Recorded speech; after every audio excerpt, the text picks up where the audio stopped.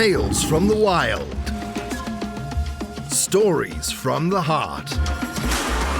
A journey into the mind and soul of fired-up business professionals where they share their vision for the future. And hear from a different non-profit organization every month as they create awareness of their goals and their needs. Dive into a world of untamed passion as we join our host, Shireen Buerta, for this month's episode of Friends from Wild Places. And your work now, Phil, is just, I mean, amazing as far as, in the community in Florida.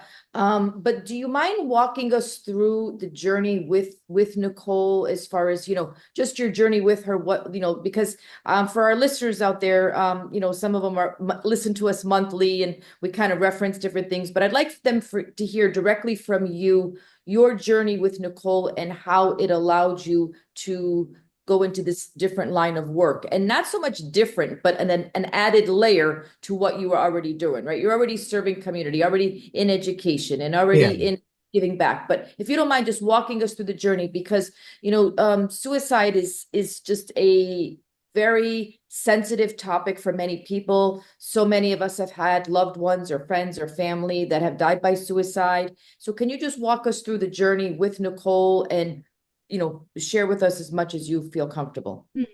Thank you. Yeah. I mean, Nicole and I actually worked together at the school, at the college where I was mentioning earlier. She was in student services on the online division, and I was on the on ground. And like you said, yeah, I think what kind of brought us together too was a common focus on serving others and just also being curious, just being um, curious creatures of the world, like we really do feel like we were soulmates in a certain perspective, even though that's like a term thrown around a lot, right? But like we really did believe it, complemented each other so well. In particular, like I like to kind of talk about Nicole being she was like a risk taker. We went on first date was skydiving. So like who really does that, right? And even though it was my idea because it was like my 40th birthday and I wanted to do something like, milestone, she clearly was a wild woman and a risk taker. She had been a couple of times before. So the minute she heard that, like she kind of went all out and planned it. And so I thought that was kind of an appropriate way to sort of, whenever I talk about Nicole and our journeys, start off like that, because she was a wild woman. We traveled a lot together too. We actually went to South Africa. It was one of her favorite places. Oh, it- so special. yeah, yeah. I remember when we arrived there the first night, and we were listening to, like, the waves crashing and everything in Cape Town, and she's like, I could live here. I was like, oh, me too. So very adventurous. So we were very adventurous. These are the kind of things too that, like, when you hear about Nicole and I, and it's like you're kind of like, well, what happened? Because like you guys were full of life, and she was 33 at the time, and I was 40, so we were together for 7 years. So like, she was in her 30s, just full of life, and um, soulmates again.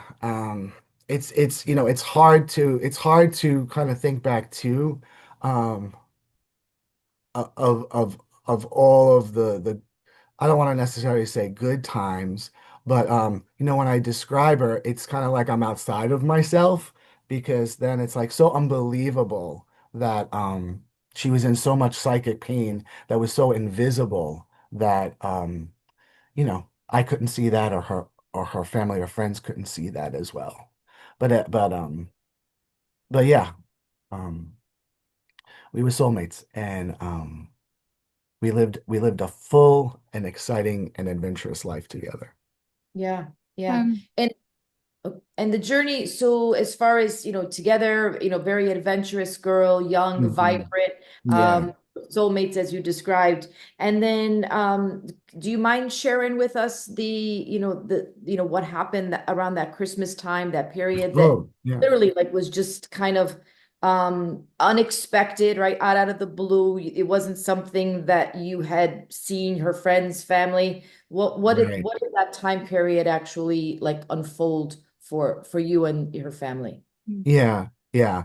So but that time period was really stressful, especially for Nicole.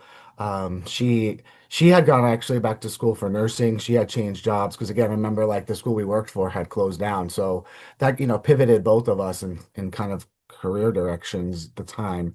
And so she was going through a lot of stress going through school and, stress at work as well. And then we both had to work on Christmas Eve day, which is, generally stressful. But, people have to work on Christmas Eve day and there's always like stress, around the holidays, maybe added stress. But she hadn't been sleeping actually for on and off for about 2 weeks. So I had learned afterwards how important sleep is, especially when folks are really, really stressed out or, um, it really changes your brain. And you could like start hearing voices even, or like go into like a brief psychotic episode. So she wasn't really sleeping. Now she was on some antidepressant medicine, which I had come to find out she wasn't taking. So there's sort of an indicator. Lots of times when we talk about suicide, it's never just one thing, but it's this puzzle that you're never going to have all of the pieces. But, as survivors and the bereaved, we do go through a process of kind of putting together some of the pieces, even though we're going to have all of them, come up with some of sort of maybe the reasons why. Um, and one of the things is Nicole did struggle with substance use, alcohol in particular. She never really got help for that. So she was drinking a lot during those couple of weeks, and especially that night. And she was diagnosed with ADHD, adult ADHD at one point, and was taking Adderall. And she wasn't abusing Adderall because we all were kind of aware of that, and the autopsies didn't show any indication that she was. However, she did use Adderall to help her focus. And she kind of was very um, aware of that. Like sometimes when she go to the grocery store, she'd be like, "Oh, babe, I have to take Adderall." It's like, okay, well, to focus. So you could tell she kind of had a hypersensitivity to her, or sort of maybe even like an insecurity or a way of relying on Adderall sometimes to focus when she thought she was had to really focus on things, right? So that night, on the 23rd of December, it was really late, and she was wanting to do like get ahead of some of her work that she knew she had to complete the next day. So she had brought home these like a computer screen for the laptop so she could have a couple of screens to work faster. And she was drinking a lot that night, a lot. And then she had taken Adderall real late. And then at one point, about 11 o'clock, she was trying to put these computers together so she could start working. And we just couldn't get the computer screens to work. And so she did go into a bit of a rage that night and kind of carried on and was making a scene outside and was just real ragey, about not being able to have the computers working. And so like one thing led to another, and it was like, trying to help just de-escalate, come to bed, just come to bed, and just lots of slamming doors and just trying to de-escalate her. And it wasn't, it wasn't though, anything that was out of the norm because when she was drinking and she could rage like that, and you know, most times she would, just come back to bed, or pretty much, clearly every other time she would just sleep it off. But not the case this time. So I went to bed, and then I actually found her the next morning, and she actually hanged herself from the computer cords. Wow, wow, wow. It's just the story you've shared, I've heard the story, but Mhm. every time I hear it, Dr. Phil, it just brings back just those raw emotions, right? Yeah, yeah. And did she leave a note? Was there a note left or So she anything? didn't leave a note. No, I mean she did leave me a text. It was like at 2:01 a.m. and I found her at 7 o'clock basically a.m. And it said love you XO, and that was the way she would sign like, greeting cards to me or whatever, right? It was like love you XO. So yeah. Yeah. And Yeah. interestingly enough, now that I'm into this work with suicide loss and post prevention work, yeah, I've come to learn that actually only 20% of those who really die by suicide leave a note. So it's Oh, not a that's it. whole, yeah, it's not like a large sort of percentage. And so many times, even when someone leaves a note, I've noticed and observed it doesn't really make much of a Yeah, difference. it Yeah. doesn't solve the it doesn't solve the questions that we Yeah. have as as families and Yeah. um those Yeah. left behind. So what was that? So I mean, first of all, just I mean, we so appreciate you just going there with us as far as helping us understand what you're doing now and your work. So Mhm. from that moment, so that was Christmas Eve then, right? The Christmas Yeah. Eve. Early uh, Christmas Eve morning. Yeah. Okay. Mhm.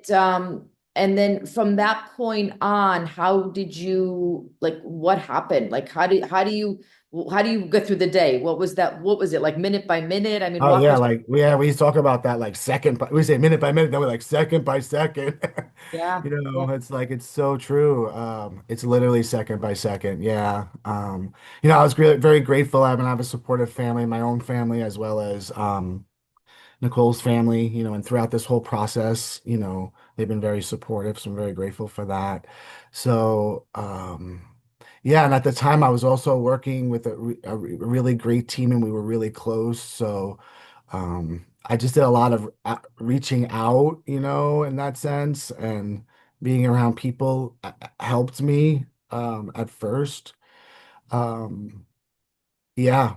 So it was minute by minute. I did go to some therapy at first, but for me, diving into school right away and kind of, serendipitously or whatever, however we want to sort of say that, it being a program that was specifically for therapy was the best therapy for me.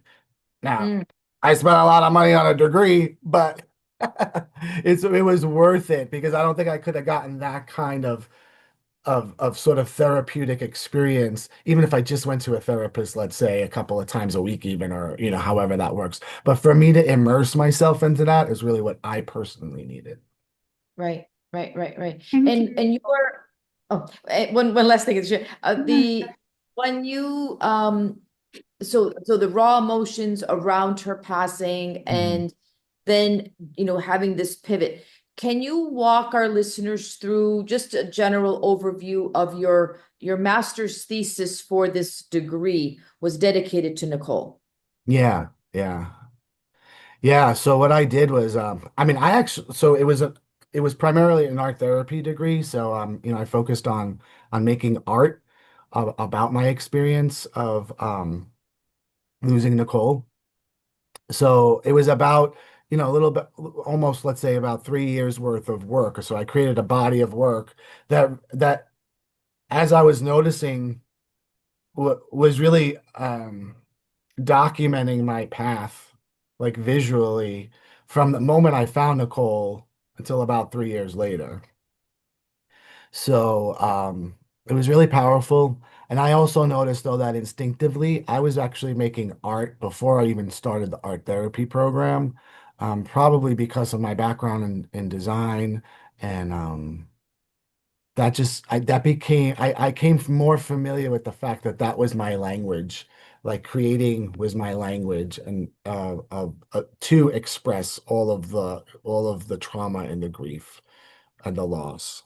Um, so, Mhm. because like I instinctively was just even when you start and some folks might actually do this too, like even just starting off with like, oh, I got to arrange the pictures for, the photos for the funeral, right?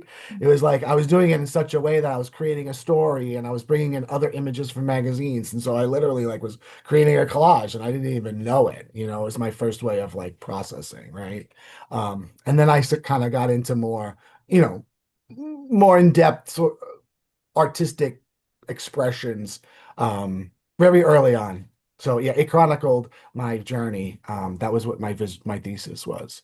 Yeah, and if you don't mind, just if you just real brief share with the listeners as far as the how the art that first came out of you was very raw, right? Those like you Yeah, yeah. like pieces. Can you just walk us through that just from the actual momentum Yeah.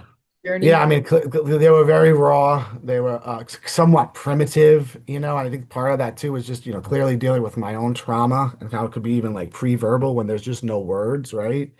Mhm. Um, so yeah, they were really raw. I used a lot of found objects actually. I used like wood and I was creating sculptures and I feel like that also helped me ground myself at first. Um, by using objects and a lot of more like three-dimensional artwork.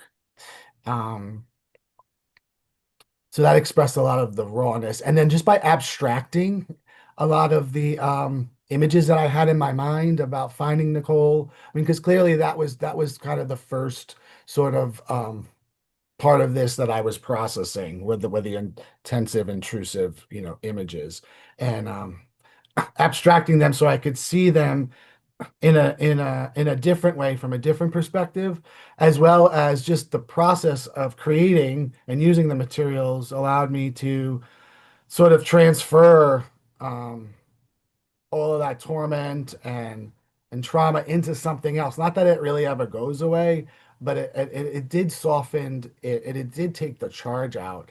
There was one point in about February, yeah, when I was creating some pieces, and I physically felt a release in my body, you Wow. know. That's Um, so powerful. So yeah, like both powerful and empowering yeah, yeah. to you. Wow. So like a somatic release, a Yeah, somatic. an absolute somatic release. Yeah. Um, Good. yeah. Okay, I So, think and other people could do it in other ways, you know, when they were writing or exercising and things like that. But for me, it was really about creating the art, you know, and the meaning out of it. Mm. I'm going to pop in here because I have a few questions of my own just to confirm the thesis and your art show. But before we continue, I just want to add a little bit of a Buzzsprout ad here. So, listeners, Friends from Wild Places, I'm sure you all know, but for the newbies, it is a place to share stories like Phil and from other business owners as well and professionals. It is a safe space for them. So we also feature non-profits every month to try and make a difference or give a helpline to someone in need. So, do you have a message you want to share with the world, or maybe you think it'll just be fun to have your own talk show?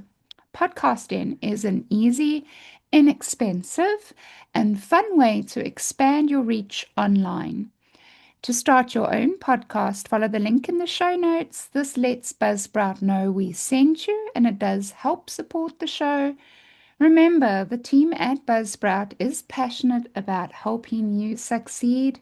Tanya and I use this platform to grow our network. We find that networking is super important in growing businesses, in growing, as I said, your reach.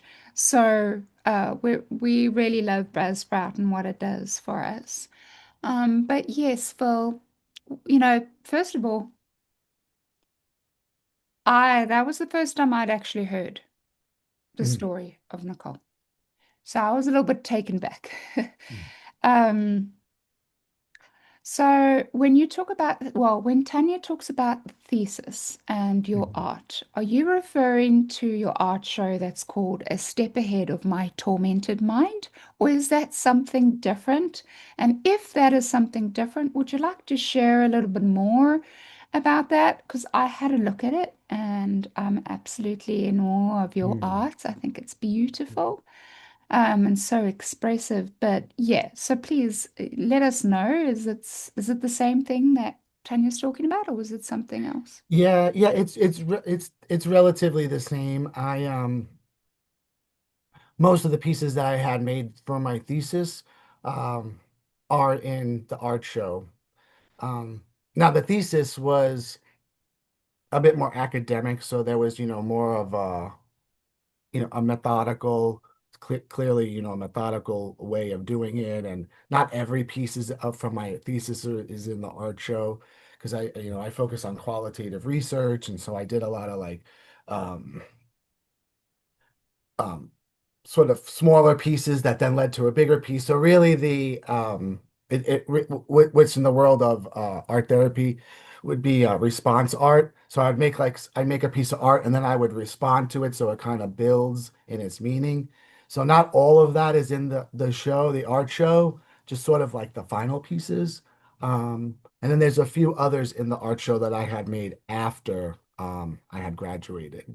So it's not 100% the same, my master's thesis and the art show, but the master's thesis basically was the inspiration for the art show. Mm. And the art show had was showed in Southeast Florida at Mental Health America, um, and that's also where I work. So yeah, I was honored for them to allow me to have it shown there in one of their galleries. Yeah. Your art is amazing. Is there a place that people can access it to go and actually see it? Do you have a link or anything of a sort? Or Not yet, but I'm working on that. Yeah. I'd like to share Yeah. that art. I mean, it is Yeah. beautiful and it's very expressive and moving. Yeah. Thank you. Um, so tell us a little bit more about loss and what loss does for the community. Yeah, so very grateful to be a part of Loss. So I guess as was mentioned, local outreach to suicide survivors, and in particular suicide loss survivors. Um, so it's the only program of its kind that's funded in the state of Florida. But originally it was started a couple of about 30 years ago by a gentleman named Dr. Frank Campbell. And he was a social worker, and as I understand, he had experienced a suicide in his life when he was younger, and he had done some research in the area, and it showed that as he progressed in his career, he had done some research, and it showed that for those who've been left behind or lost a loved one to suicide, it would take about 4.5 years for someone to reach out for help.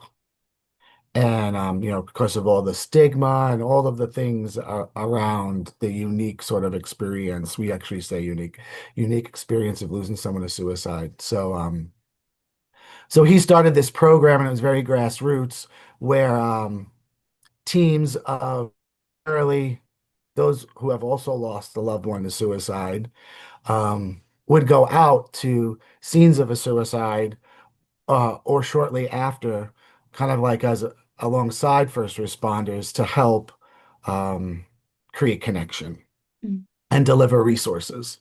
mm, So I think a lot of what sort of started out grassroots were like in communities where maybe they didn't have a lot of access to mental health or access to like services within law enforcement, responding that focused on like human services and things like that.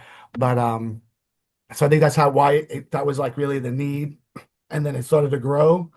But as it grew over the decades, um, the L in local really becomes important. So each one of these teams in whatever county or jurisdiction that you may reside in are very, very different. mm, So in Broward County, which is just outside of Miami, and basically Greater Fort Lauderdale, that's the county we serve, and it's an urban population of about 2 million people. So we really work closely with law enforcement and then victim advocates within the law enforcement agency. So when they do get called out to a suicide, they'll, they'll work on their protocols to help us get out there to be with the family right away. And if not right away, then shortly after. And we may do a lot of home visits, but that's our primary role is to connect with folks right away, rather than 4.5 years, matter of really minutes or hours or days. Um, to really though make those that have been left behind or have had experience alone to just show up and give them permission really to talk about suicide, because even as a person who's lost a loved one to suicide, it might be the first time they might even say the word suicide, and it's such a hard word to clearly even just enter your mind, let alone speak. So by us showing up, it just gives them permission, make them not feel alone, give them a little bit sense of hope. Because right now, at that moment, clearly your world has completely changed in so many profound ways. mm. And if you could give a piece of advice to somebody that has lost somebody through suicide, but does not have a community Hmm. or nonprofit like Lost to reach out to. I'm hoping that now we've given a helpline to someone like that Hmm. in that position. Hmm. But what is that piece of advice that you would give them right now if they're listening? Yeah, I mean, clearly look to see if you have a lost team in your area. More than won't, because it still hasn't necessarily gained the momentum to be organized within different areas. So it's very, again, sort of grassroots still. Mhm. But I would say find ways to connect with other survivors. And the American Foundation for Suicide Prevention, or AFSP.org, has on their website um, a link where you could even just plug in your zip code, and it'll show you where there will be some support groups for suicide loss survivors. You know, Mhm. whether they're peer support groups or run by a clinician, most are really peer. That's really where the magic comes from. Um, that's what I would say would be like one of the first steps. Clearly, getting help from a therapist one-on-one is important. What I've learned personally, as well as in my observations of others, meeting with, hundreds of survivors in the last few years, has been meeting with someone else who's gone through a similar experience. That's really what helps the most. Mhm. Tune in next week for part 3 of Friends from Wild Places. You've been listening to Friends from Wild Places with Shireen Bueta. Be sure to subscribe to the podcast from the links to catch every episode and unleash your passion.